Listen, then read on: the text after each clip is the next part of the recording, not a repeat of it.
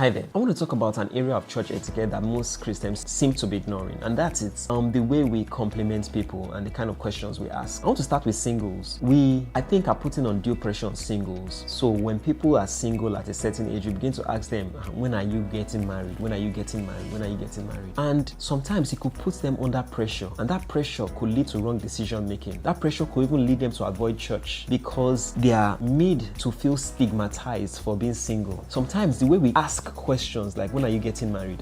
Hurry up now. And it may lead to some form of stigma to them. So that's one. The second thing is this: the way we try to compliment women who are trusting God for the fruit of the womb. Now, there's an interview between Pastor Shola Aladi's wife and Ibidu Igodalo. And Ibidu Igodalo talks about the fact that she didn't like the way church people would speak to her concerning the fact that she was expecting or trusting God for the fruit of the womb. And sadly enough, Ibidu Igodalo is late now. But I know that there are many other women who are trusting God for the fruit of the womb. Hi there.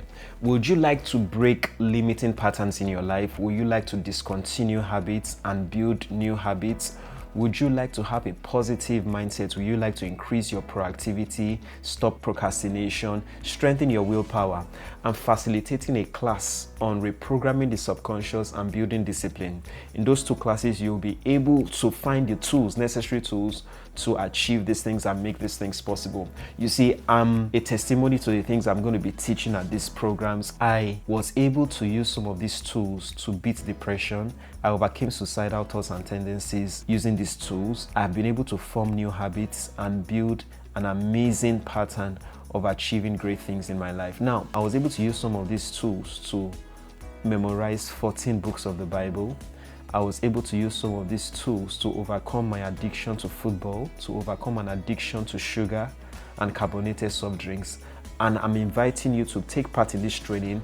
In this training, you will learn these tools and you'll be able to create the life you want. Scan the link in the description, and I look forward to seeing you. Do have an amazing day, and bye for now.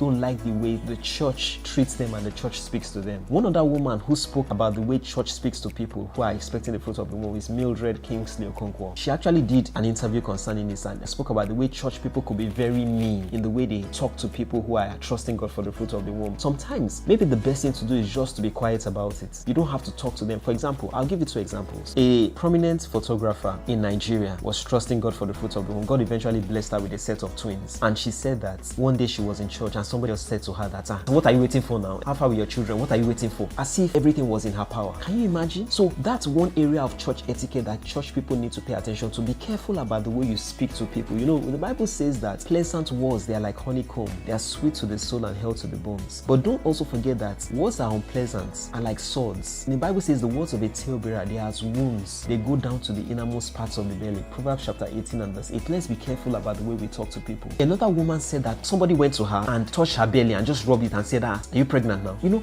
so such things are very uncool. They lack proper etiquette, manners, and politeness. So let's be careful about the way we talk to people in church. It's not a sin to be single. It's not a sin to be trusting God for the fruit of the womb. Let's respect and honor them, because as members of the body of Christ, we have a responsibility to be helpers of our fellow Christians and not thorns in their flesh. T.Y. Bello was the one who said that. Somebody said to her that, how far with children now? When are they having children? You know, that's just so very poor. So please, let's pay attention to that. God bless you. Do have an amazing day, and bye. Hi there.